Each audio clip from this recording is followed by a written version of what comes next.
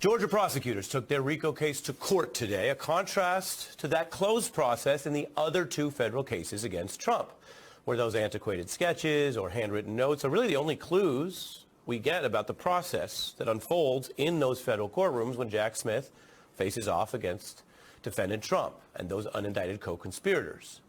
Well, today, everyone can see every moment in this courtroom. We're showing it to you now.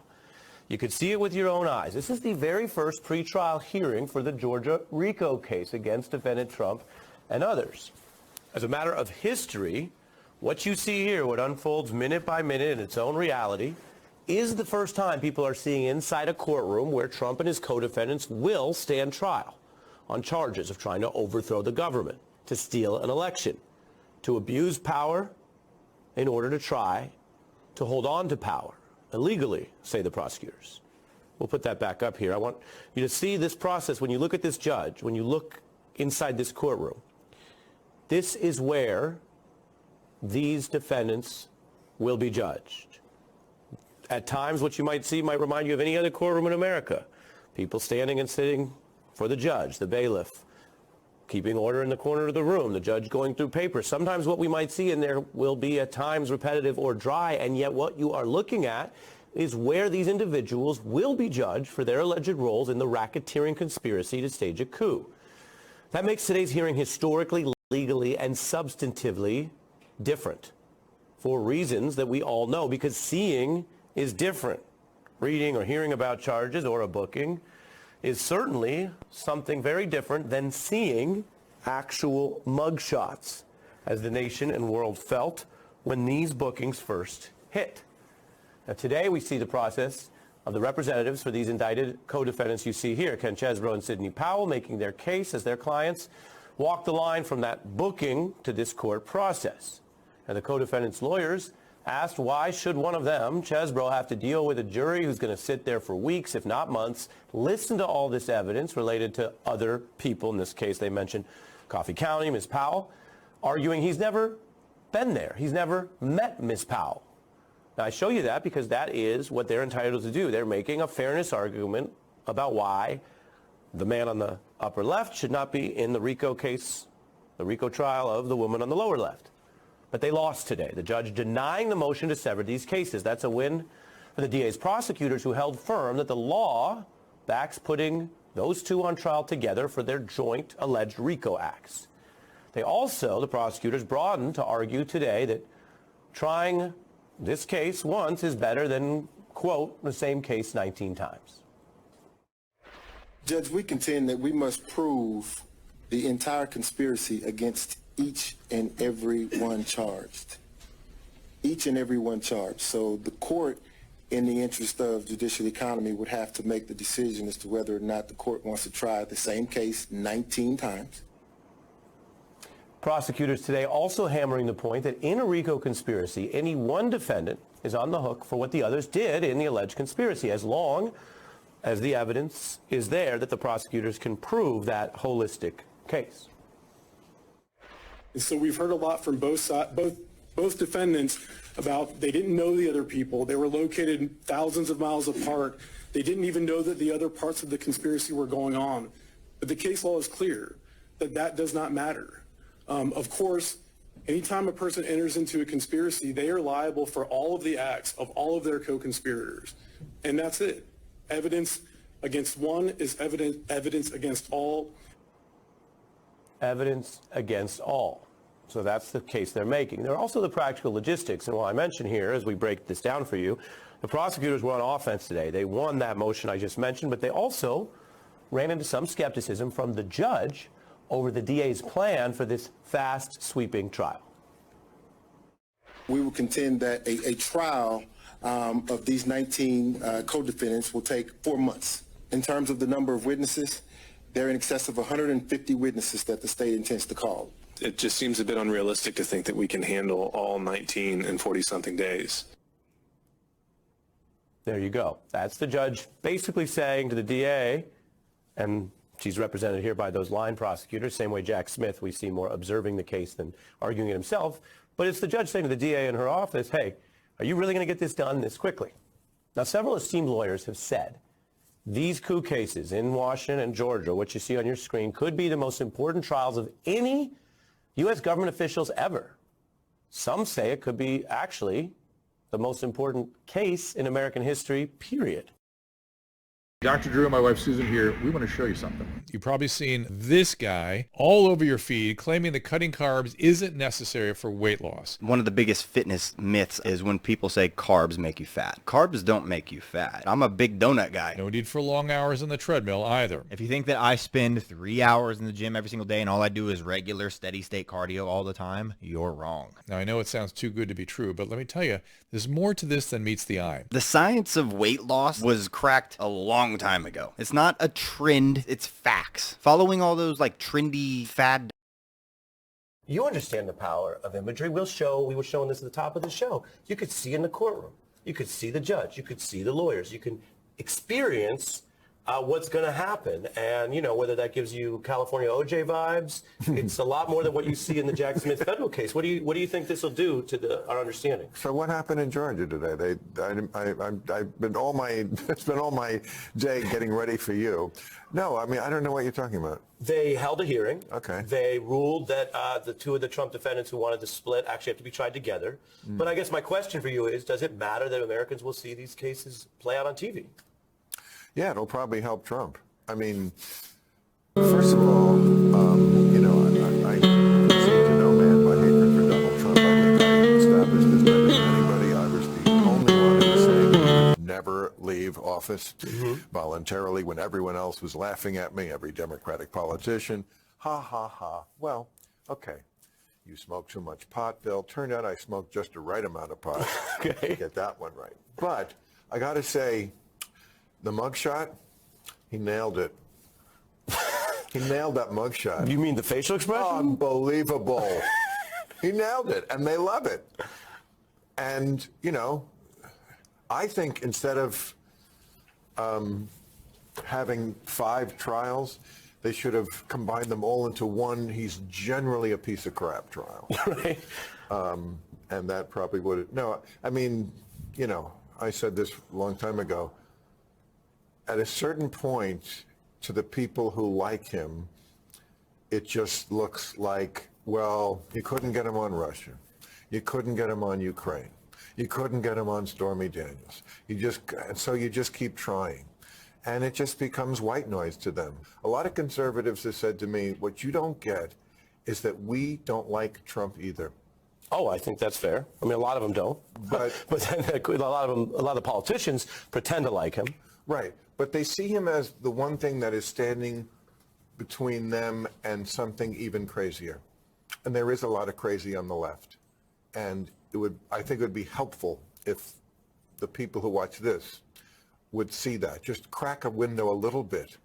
And you maybe understand why people would, you have to try to understand why half the country is looking to Donald Trump as some sort of savior.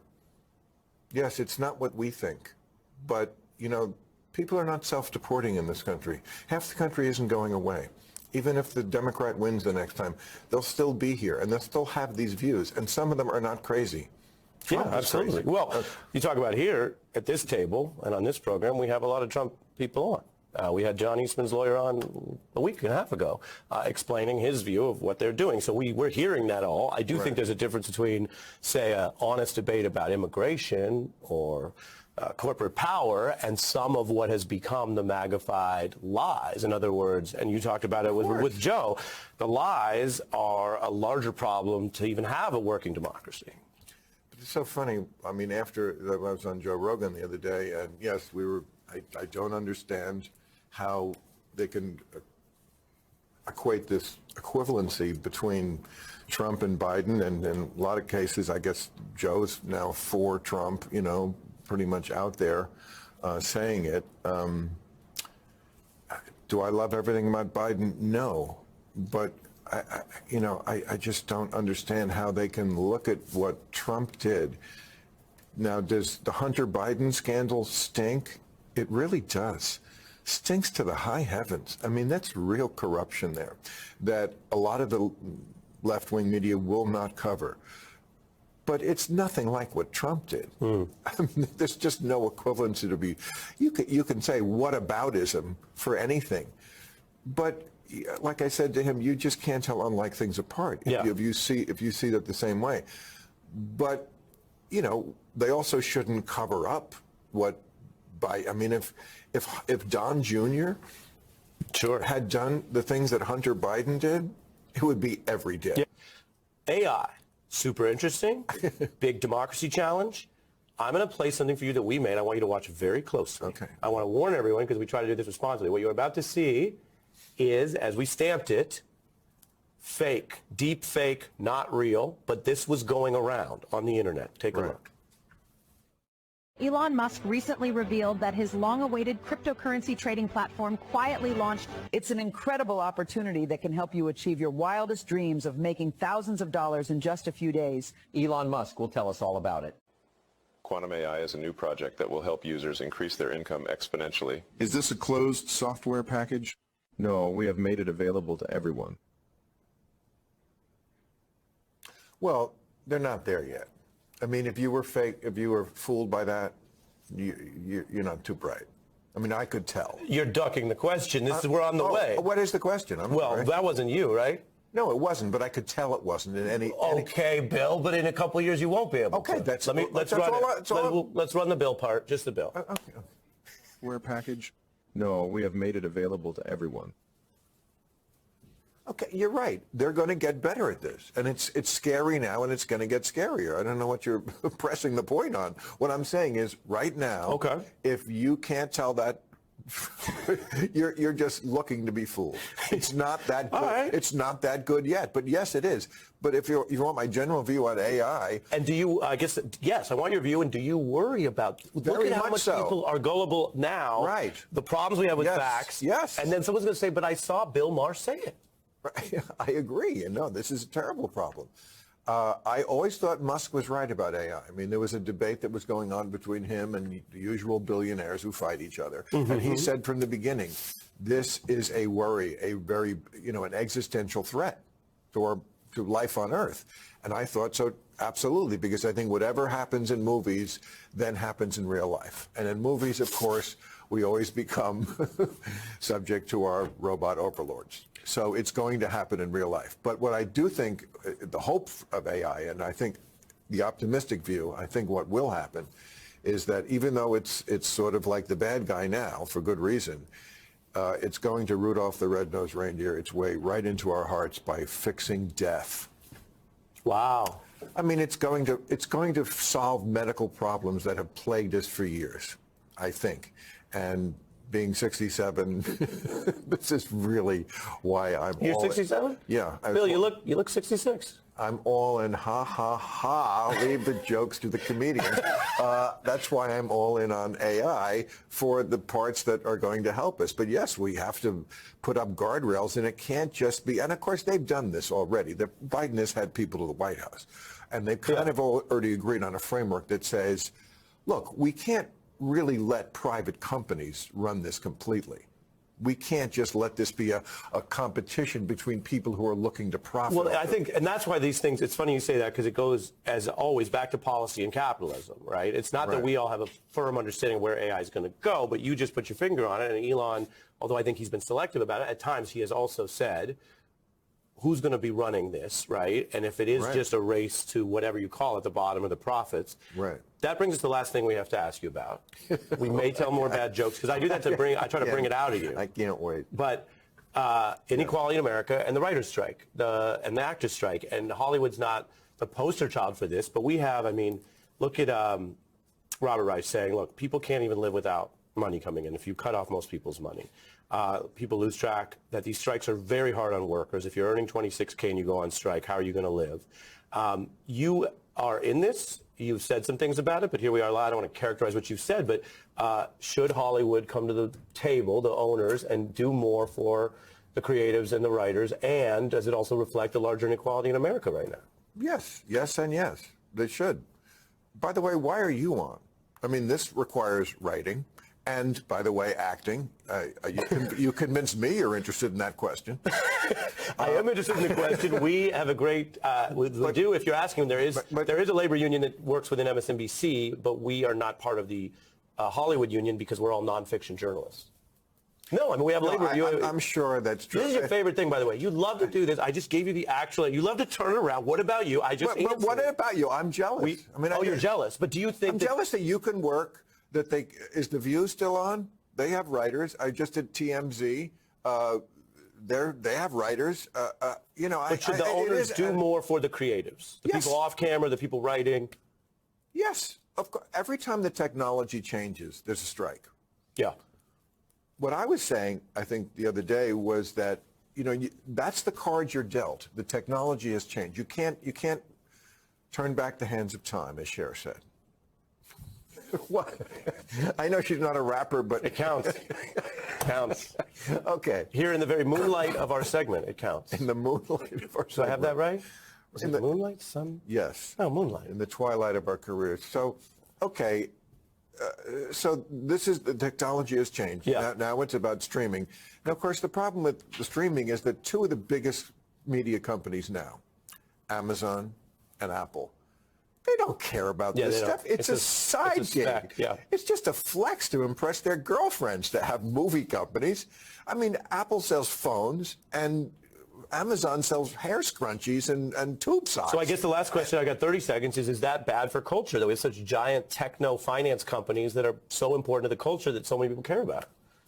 Yeah, I guess so. But how are you going to reverse that? Again, this is where we are. It's how we deal with it now. What I keep asking is, why doesn't the governor of this state, this is one of our key industries, why doesn't he jawbone? That's what politicians get involved. Do. You think Gavin Newsom should be more involved? Absolutely. Yeah. This is show business. This is what we make out here. Get these knuckleheads in a room together and say, look, fix this. Yeah. Because it's not just the writers and the actors who are out on strike and missing. It's the people who the people who are really suffering and don't make a lot of money to begin with. Yeah. And also, what about the restaurant next to the studio? Yeah. And the guy who sells potatoes to the restaurant. Especially around here. We're talking about hundreds of millions, billions of dollars, and lots of people who are losing their houses now.